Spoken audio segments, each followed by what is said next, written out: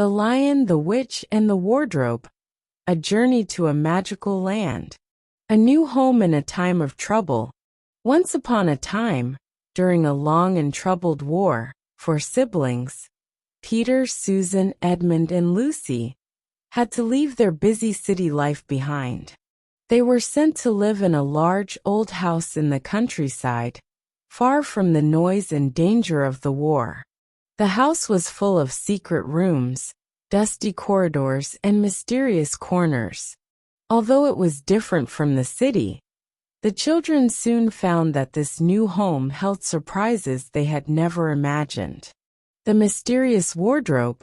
One chilly winter day, while exploring one of the many rooms in the old house, Lucy, the youngest sibling, discovered a large, wooden wardrobe tucked away in a quiet corner. It looked like an ordinary piece of furniture at first, but as Lucy stepped inside, something incredible happened.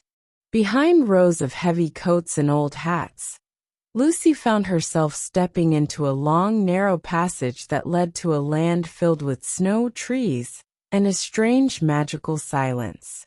Before long, Lucy realized she was no longer in the familiar house. Instead, she had entered a new world called Narnia, a land blanketed in white snow and ruled by a deep, unchanging winter.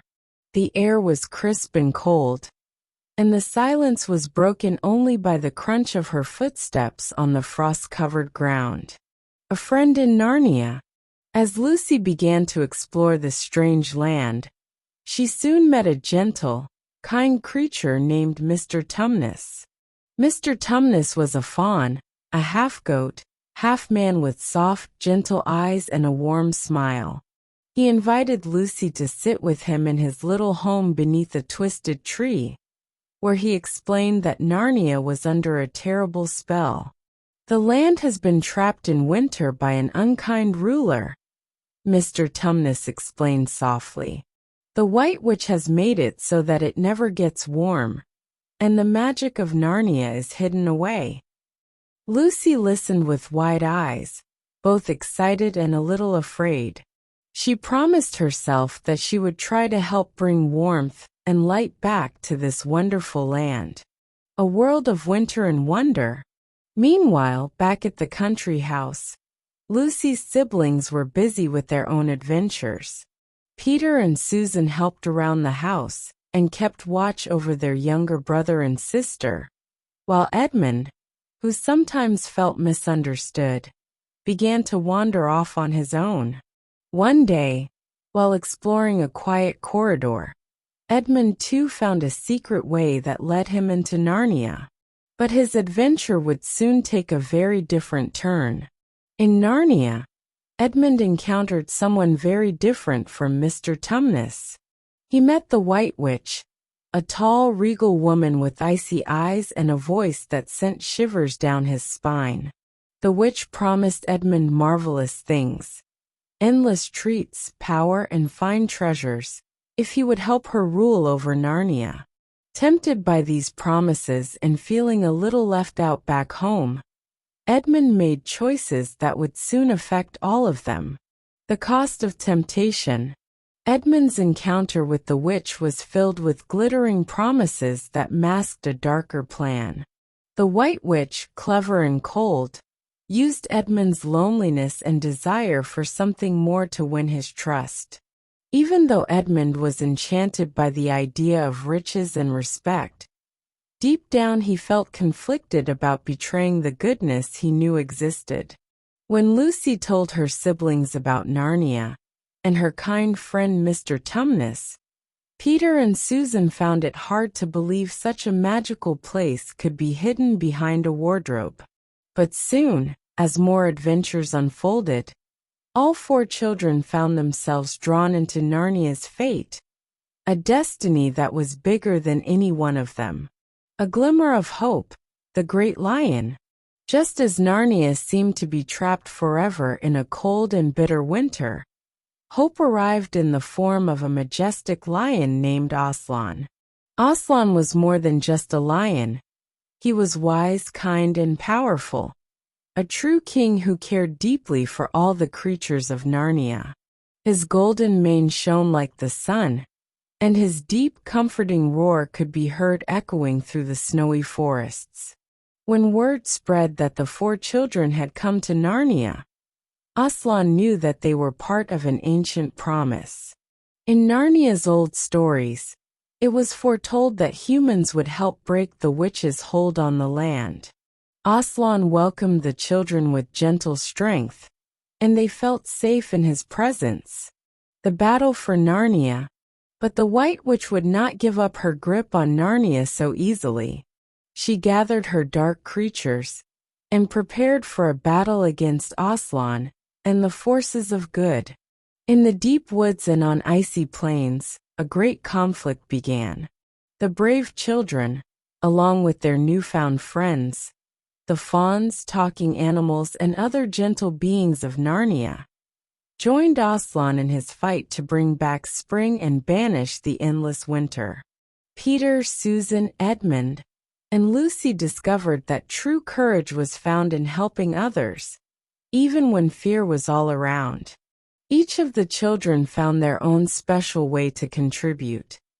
Peter led with bravery, Susan offered wisdom and kindness, Lucy's compassion shone brightly, and even Edmund, who had made mistakes, found a way to make things right.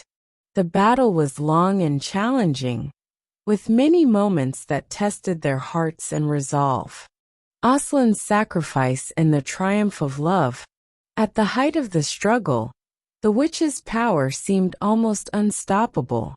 In a twist that would change everything, Aslan made a great and noble sacrifice to save Narnia. With a heavy heart but unyielding love for all creatures, Aslan offered himself to the witch in a way that showed how deep his compassion truly was. This act of selflessness was so powerful that even the darkest magic of the witch could not stand against it. The sacrifice stirred the ancient magic of Narnia, and soon the cycle of life began to turn. In a moment of wonder, Aslan returned, stronger and more determined than ever, and led the forces of good in a final glorious battle. The icy grip of the White Witch began to melt away as spring slowly returned to the land. Flowers bloomed, the sun shone warmly, and the long winter faded into a distant memory. A new dawn for Narnia. With the witch defeated and Narnia free at last, the 4 siblings were celebrated as heroes. In the new vibrant land of Narnia, they were crowned kings and queens, entrusted with the responsibility of guiding the realm into a future of hope and peace. Under their gentle rule, Narnia blossomed into a place where magic and nature coexisted in harmony, and all its creatures lived together in friendship and respect. The children learned many important lessons during their time in Narnia. They discovered that true power comes not from wealth or promises of riches, but from love, bravery, and the willingness to make sacrifices for the greater good. They learned that even mistakes can be forgiven if one is brave enough to try to do what is right, and that every creature, no matter how small, has a role in making the world a better place. Returning home, but never forgetting, after what felt like many wonderful adventures and lessons, the time came for Peter, Susan, Edmund, and Lucy to return to their own world. With heavy hearts but minds full of memories, they stepped back through the wardrobe and found themselves once again in the old country house. Though the magical land of Narnia was far away, its lessons and its wonders stayed with them forever. Back in their everyday lives, the siblings often remembered the brave lion, the gentle fawn, and the sparkling snows of Narnia. They understood that while the world they lived in might not always seem magical, kindness, courage, and love could create magic in any place, even in the smallest moments of life. Moral of the story: true magic lies in love and courage. This tale teaches us that even when faced with great challenges, the strength of our hearts can overcome darkness. Bravery, forgiveness, and selfless love, just like that of Aslan the lion, are the true magic that can bring about hope and change. It reminds us that sometimes, stepping into the unknown can lead us to discover not only new worlds, but also the best parts of ourselves.